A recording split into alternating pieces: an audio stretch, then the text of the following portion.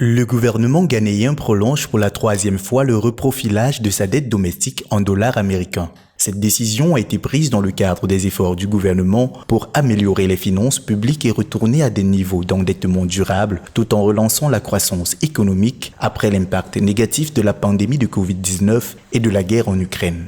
Le reprofilage de dette, également appelé restructuration de dette, est un changement dans les termes et conditions d'une dette en cours. Cela se produit lorsque l'emprunteur rencontre des difficultés pour remplir ses obligations financières. Ce procédé devrait permettre au Ghana de réorganiser le remboursement de ses dettes en modifiant les conditions de remboursement. Accra, confronté à de nombreux défis économiques, notamment la dépréciation de sa monnaie, l'inflation croissante et la baisse de la confiance des investisseurs, a lancé en juillet 2023 un reprofilage de sa dette domestique dans le cadre duquel il a invité les détenteurs éligibles à échanger environ 809 millions de dollars contre de nouvelles obligations de 4 et 5 ans avec des taux d'intérêt de 2,75% et 3,25%.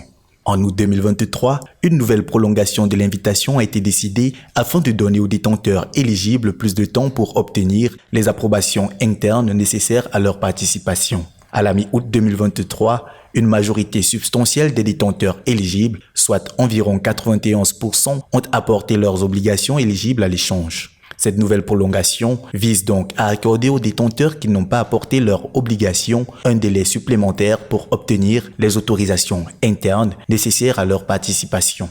Pour rappel, malgré de nombreux efforts, le Ghana continue de faire face à des défis économiques importants. Le pays a dû retourner contre son gré au Fonds monétaire international FMI pour obtenir une assistance afin de répondre à ses obligations envers le reste du monde et restaurer la santé des finances publiques. Il reste à voir si ces efforts seront suffisants pour résoudre les problèmes de liquidité du Ghana à long terme.